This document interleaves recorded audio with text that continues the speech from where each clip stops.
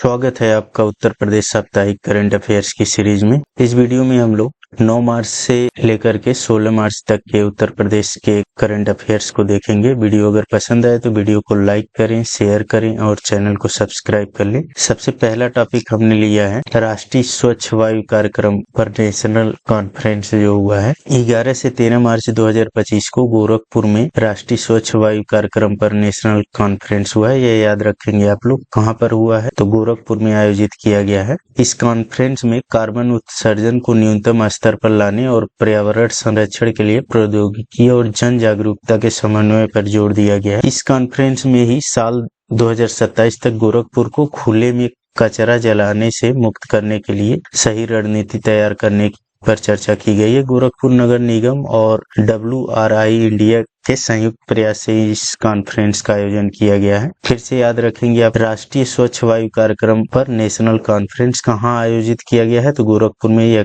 काफी इंपॉर्टेंट है, इसका आयोजन कहाँ हुआ है यह याद रखना है। अगला टॉपिक है उत्तर प्रदेश की सभी नगर निगम सोलर सिटी बनेंगे, इसकी घोषणा की गई है। तो 13 मार्च को उत्तर प्रदेश सरकार ने प्रदेश के सभी 17 नगर निगमों को सोलर सिटी के रूप में विकसित करने का निर्णय लिया है। मुख्यमंत्री योगी आदित्यनाथ ने इसकी घोषणा गोरखपुर में आयोजित राष्ट्रीय स्वच्छ वायु कार्यक्रम पर आयोजित नेशनल कॉन्फ्रेंस में की है। सभी नगर निगमों को अयोध्या की तर्ज पर सोलर सिटी के रूप में विकसित किया जाएगा। यह याद रखेंगे आप लोग, किसकी तर्ज पर विकसित किया जा रहा है। सरकार ने यह कदम पर्यावरण संरक्षण और ग्रीन एनर्जी को बढ़ावा देने के लिए उठाया है। अगला है सरदार वल्लभ भाई पटेल एम्प्लॉयमेंट जोन। तो इसका शुरुआत कौन किया है तो उत्तर प्रदेश सरकार ने प्रदेश के सभी जनपद में एम्प्लॉयमेंट जोन स्थापित करने की घोषणा की है। एम्प्लॉयमेंट जोन को सरदार वल्लभ भाई पटेल एम्प्लॉयमेंट जोन के नाम से जाना जाएगा। यह याद रखेंगे आप लोग, अक्सर करके एग्जाम में आएगा तो गुजरात मत मार दीजिएगा ऑप्शन में।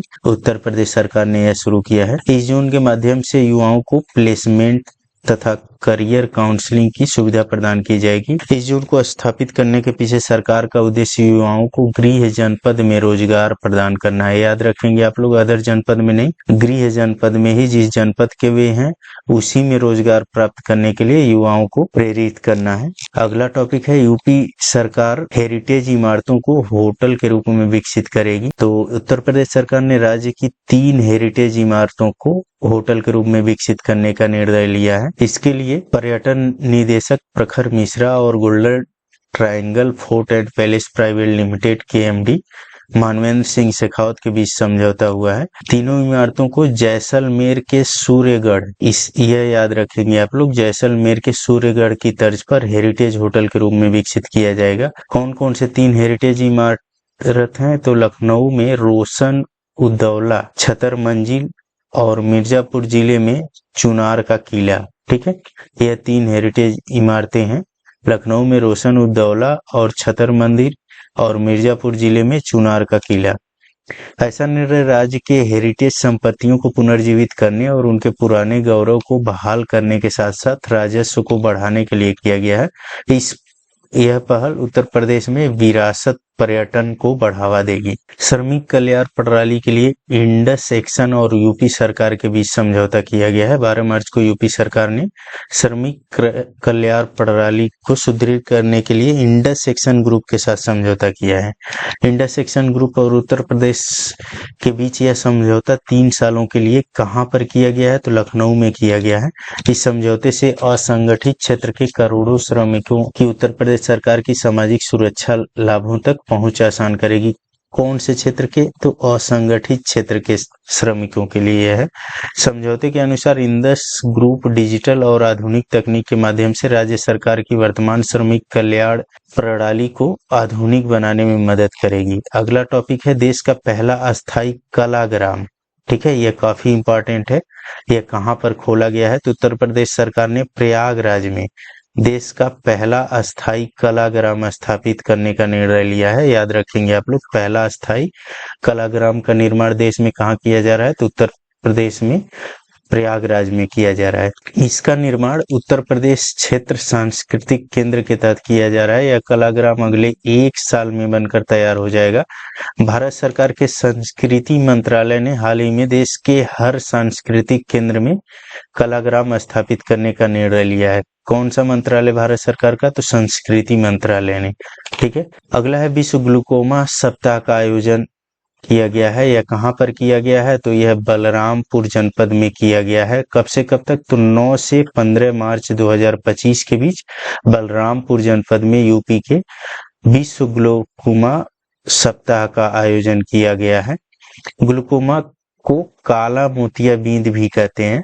इस ग्लूकोमा सप्ताह के दौरान ग्लूकोमा के मरीजों का अधिक से अधिक चिन्हित किया जाएगा। और ग्लूकोमा या मोतियाबिंद आंखों की एक बीमारी है जिसके कारण व्यक्ति अंधापन का शिकार हो जाता है। ग्लूकोमा क्या है? तो यह एक तरह से आंखों की बीमारी है जिसके अंतर्गत व्यक्ति अंधापन का शिकार होता है। अगला टॉपिक है वाराणसी में अत्याधुनिक मल्टी मॉडल लॉजिस्टिक्स पार्क के लिए NHLML और IWAI में समझौता किया गया। 11 मार्च को राष्ट्रीय राजमार्ग रसद प्रबंधन लिमिटेड और भारतीय अंतर्देशीय जलमार्ग प्राधिकरण के बीच MOU साइन किया गया है। सड़क परिवहन और राजमार्ग मंत्री कौन है? तो नितिन गडकरी हैं भारत के। इनकी मौजूदगी में यह साइन किया गया है। इसका उद्देश्य क्या है? तो उत्तर प्रदेश के वाराणसी में एक अत्याधुनिक मल्टी मॉडल लॉजिस्टिक पार्क विकसित करना है।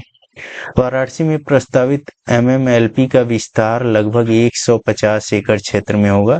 इस समझौते से निवेश और रोजगार के नए अवसर पैदा होंगे जिससे देश के रसद क्षेत्र को मजबूती के साथ व्यापार दक्षता में सुधार और आर्थिक विकास को बढ़ावा मिलेगा। अगला टॉपिक है स्वतंत्रता सेनानी चित्तू पांडे का स्मारक कहां पर स्थापित किया गया? तो 10 मार्च को उत्तर प्रदेश सरकार द्वारा बलिया में चित्तू पांडे का स्मारक स्थापित करने का निर्णय। इसकी जानकारी उत्तर प्रदेश के परिवहन मंत्री दयाशंकर सिंह ने दी।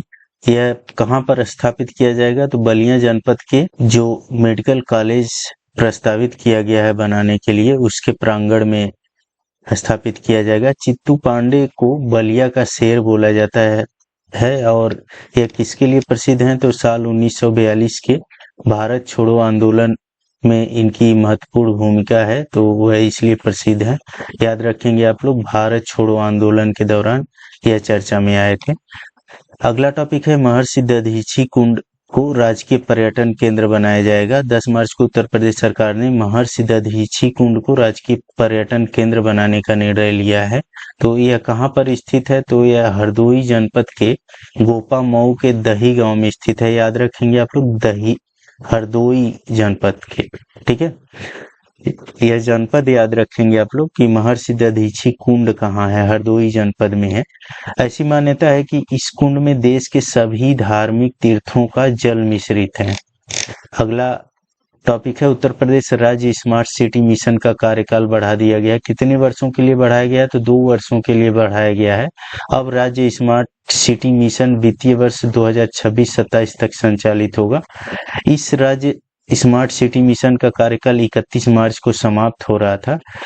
राज्य स्मार्ट सिटी मिशन के तहत उत्तर प्रदेश के कौन कौन से 7 नगर निगम हैं? तो गाजियाबाद, मेरठ, फिरोजाबाद, अयोध्या, मथुरा, वृंदावन, शाहजहांपुर और गोरखपुर, यह टोटल 7 नगर निगम इसमें शामिल किए गए थे।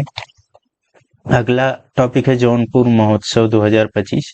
यह 10 से 12 मार्च 2025 के बीच जौनपुर जनपद में आयोजित किया गया था। जौनपुर में खेल एवं युवा कल्याण राज्य मंत्री गिरीश चंद यादव ने कलेक्ट्रेट सभागार में जौनपुर महोत्सव की जानकारी दी।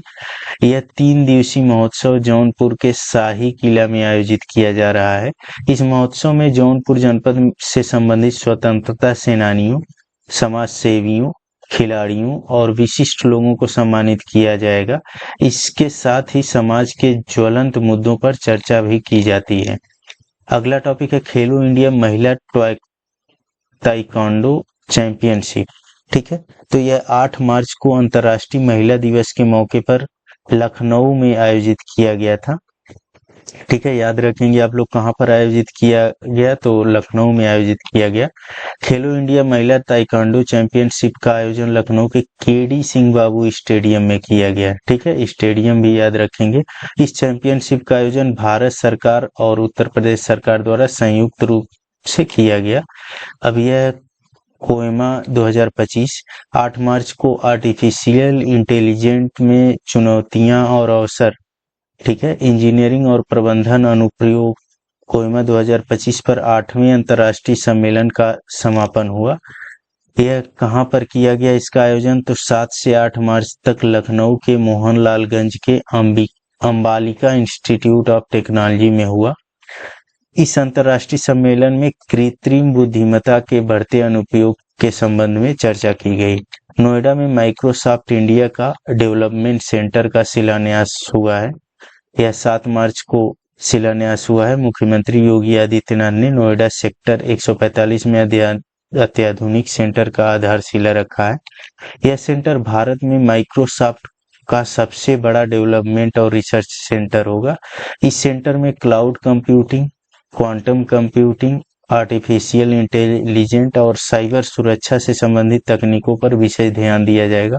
तो यह उत्तर प्रदेश से संबंधित इस हफ्ते का कुछ महत्वपूर्ण करंट अफेयर है। इसको देख करके आप लोग तैयार कर लेंगे। इस वीडियो में इतना ही। वीडियो अगर पसंद आए तो वीडियो को लाइक करें, शेयर करें और चैनल को सब्सक्राइब कर लें। धन्यवाद।